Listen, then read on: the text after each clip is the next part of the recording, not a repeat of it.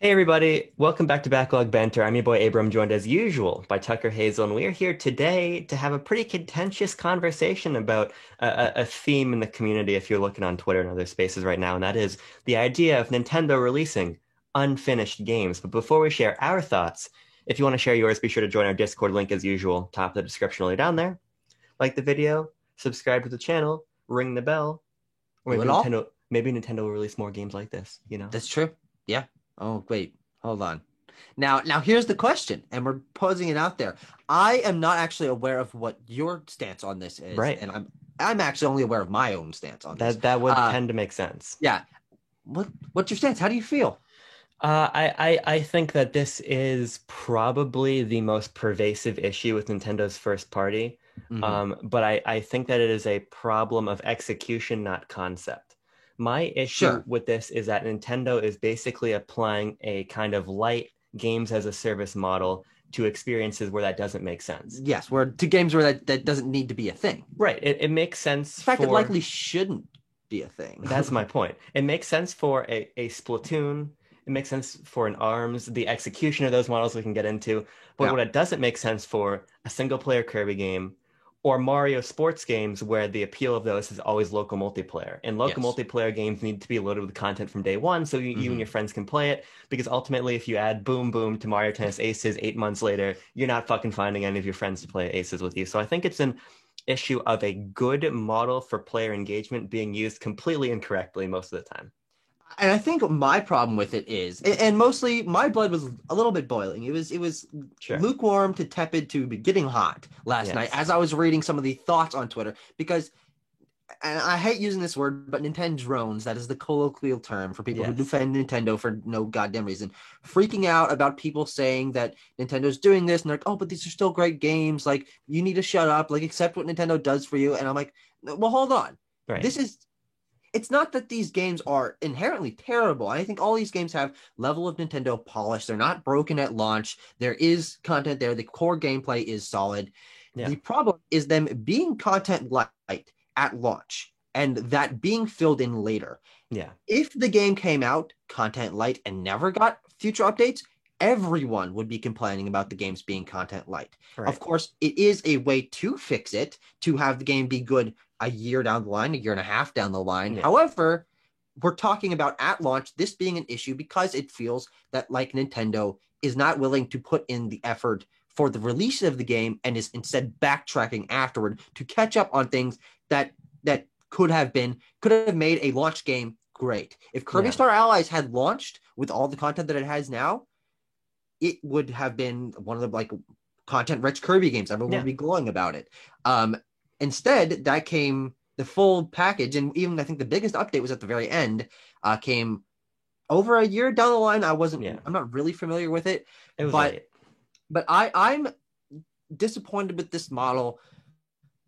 Luckily for me, these aren't on the whole aren't games that I was going to be super into anyway. Yeah, sure.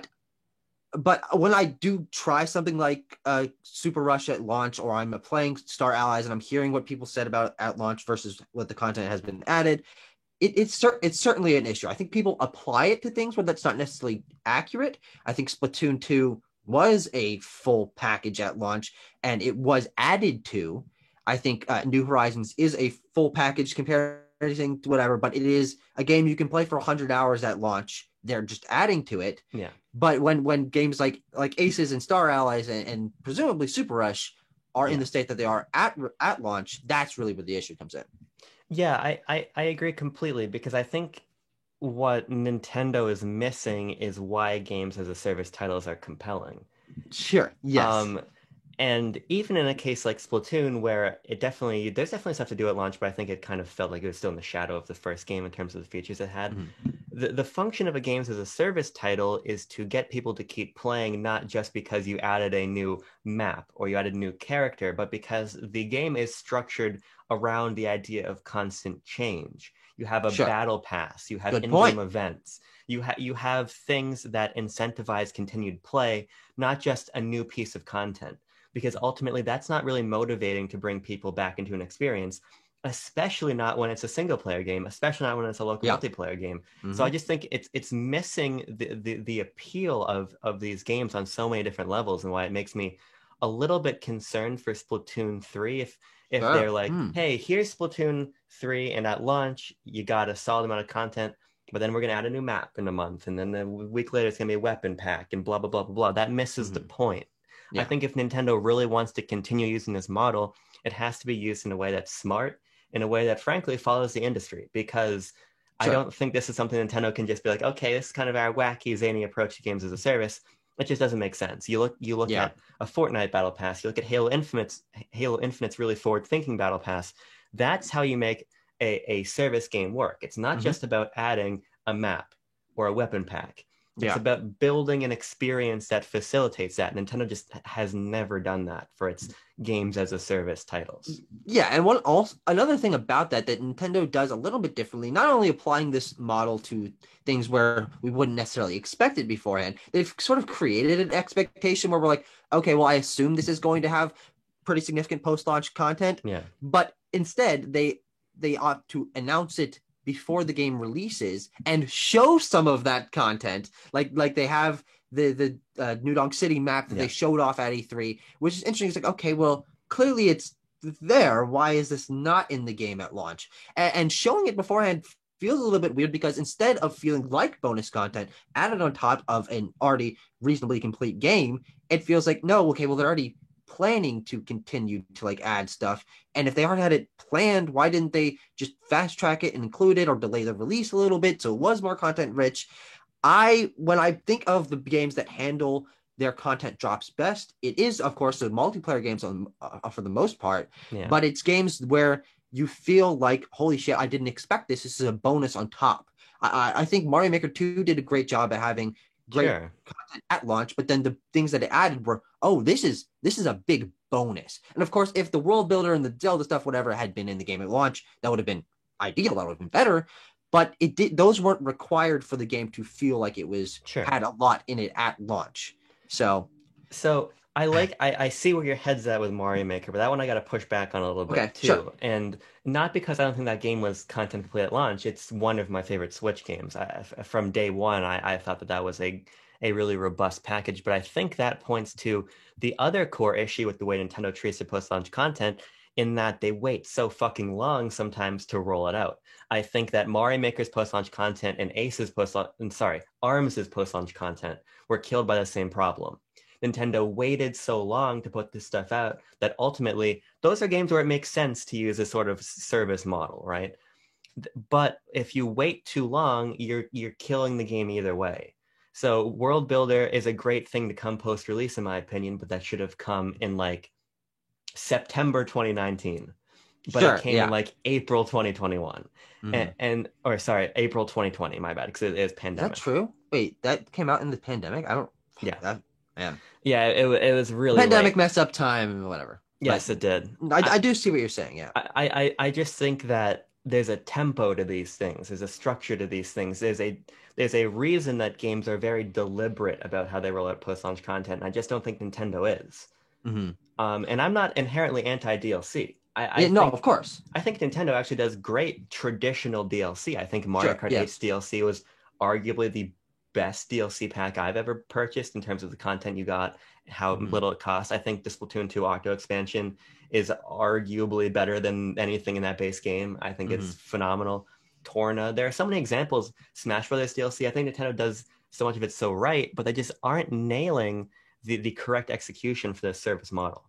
Yeah, and one another thing on top of that that does feel a little bit weird is they've created this initially at the launch of the Switch, there was an expectation that because so many games were getting DLC, that most games are going to get DLC. And Yeah, we got a very significant DLC for Breath of the Wild. We got yeah.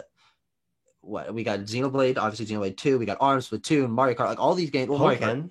yeah, Pokemon, exactly. These games that had DLC, and then there are a few exceptions where it's like, well, why didn't you? I think Super Mario Party would have benefited greatly from post-launch content. Of course, that would have been one of those games where it was launched light and then was fixed later, though it would have made that a better game. So it's hard to tell where to fall in that. Yeah. Super Mario Odyssey had had balloon mode, but not a DLC drop like the other major single player games that year did. Why didn't that get a DLC? There's some interesting omissions Yeah. that make me curious as to where Nintendo falls on certain things. I think there's just a clear lack of consistency in vision Yes. to how these things roll out, whether it's traditional DLC, whether it's the games as a service model.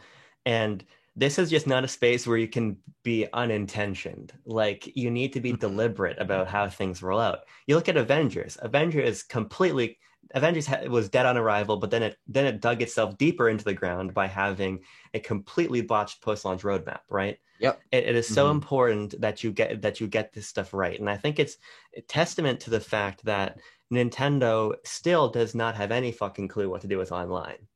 One of Yeah. my favorite video game donkey jokes of all time, and I laugh about it constantly, is talking about Nintendo's online, and it's a picture of Mr. Miyamoto sweating trying to use Ask Jeeves on his laptop. And that's very emblematic, I think, still of Nintendo's problems with online, which is not to discount the great core gameplay of the Mario Tennis Aces or Mario Golf or any of these Yep. games, but to say that one does not invalidate the other. You can have a great core experience that 100%. has no content, that has no post-launch direction, and frankly, that really hurts the experience. Hmm. Yeah, and I don't know. I haven't been into any of these games. I really Super Rush is the first one of this kind of game that I've played at Yeah, launch. This was, I think, on the whole, a significant issue. My comments about Mario Maker weren't that stuff should have come earlier or yeah, shouldn't have been in base game, but that we weren't complaining about a lack of content with Mario Maker 2 at launch. We were like, right. okay, there's a full single player mode. There's lots of stuff to do online. There's plenty of game modes, and you're making your levels. There's infinite content to play. Yeah, But with Super Rush and me not necessarily being super into it, it'll be interesting to see what content they actually roll out, because what we know so far is more characters and maps, which yeah, is the fun. Like, that's content for the game, but is it going to be enough to even pull back someone with like you who's interested in the game? yeah. But will you care to play as Pauline? Is she one of the new ones? No, Pauline's whatever. in the base game. She was You're right, added but to there's Aces post-release. good point. Good point. But try the New Donk City map. Try whatever character they decide to add. Is that going to even pull you back in, or is that just something that you're going to be like, oh, Nintendo? Well, I think I was actually thinking about this yesterday because I was playing Super Rush with my sister, which, by the way, this game is so much fucking fun in multiplayer. It's good multiplayer. Yeah. I really think it's almost night and day over the Hmm. single player experience, which I still like a little bit more than you, but multiplayer is so good. But I was thinking to myself, my sister and I were playing.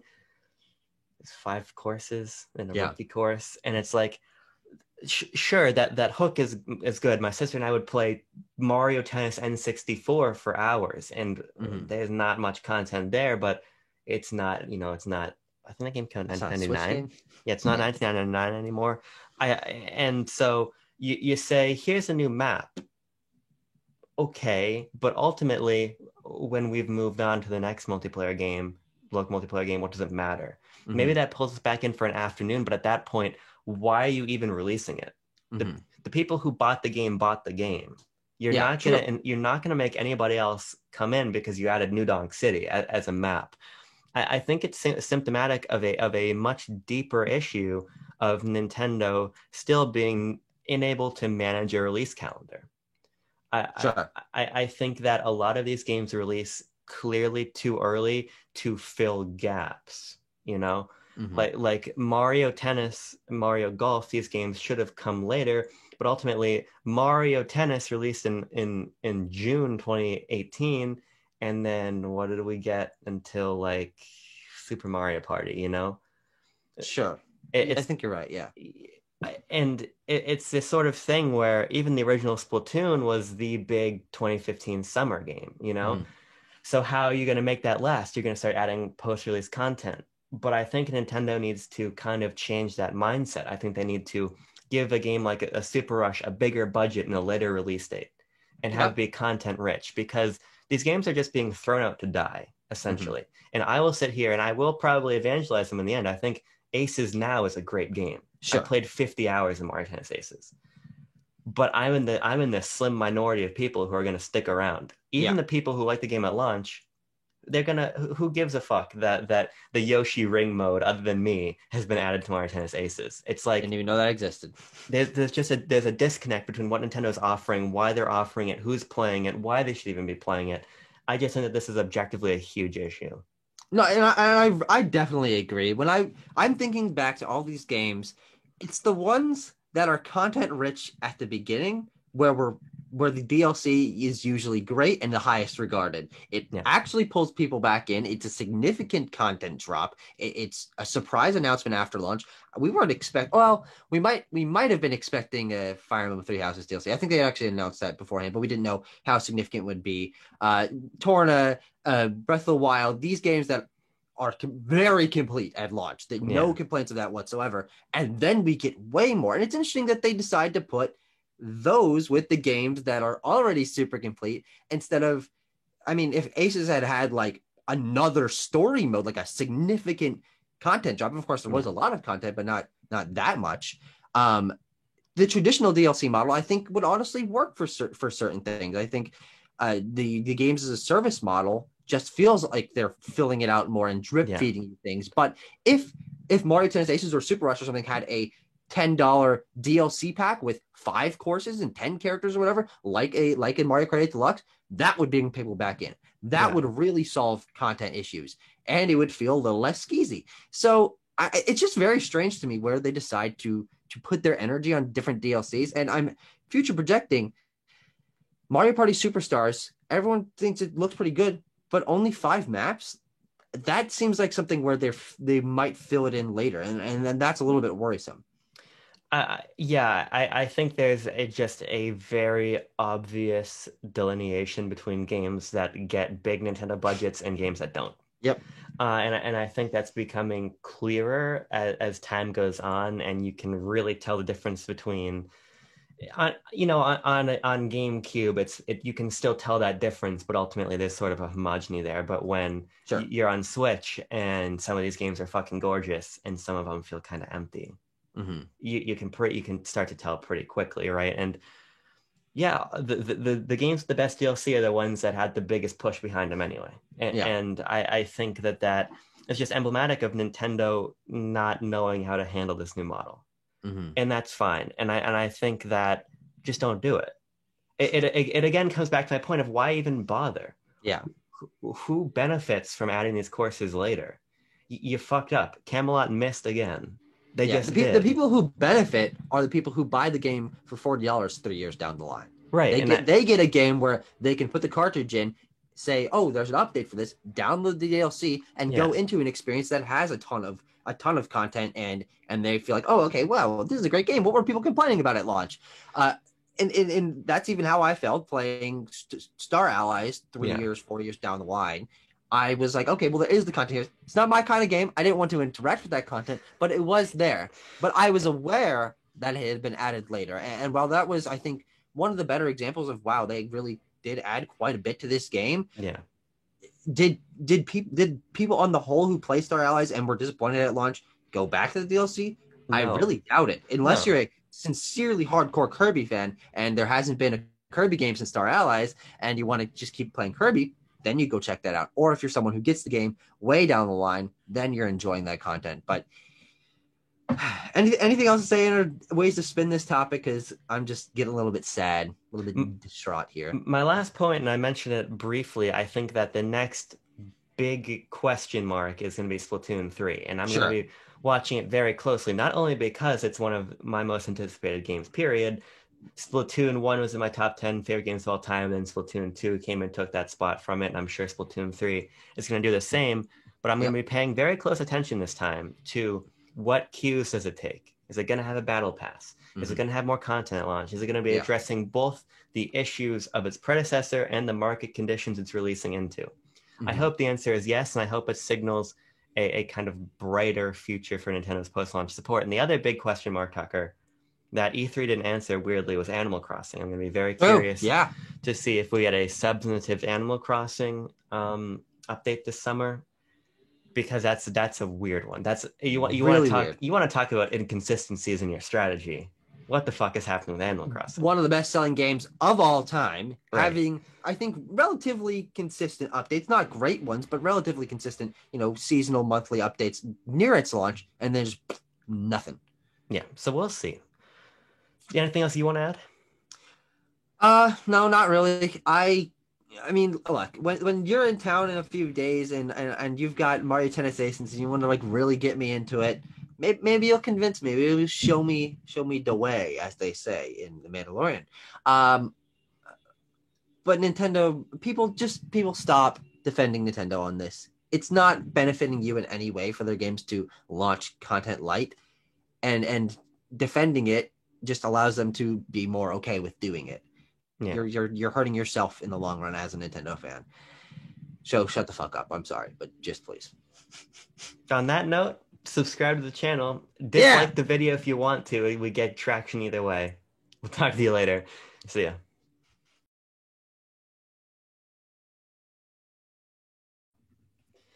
Sakurai really looked at the fighters people wanted still and said, "Fuck them kids."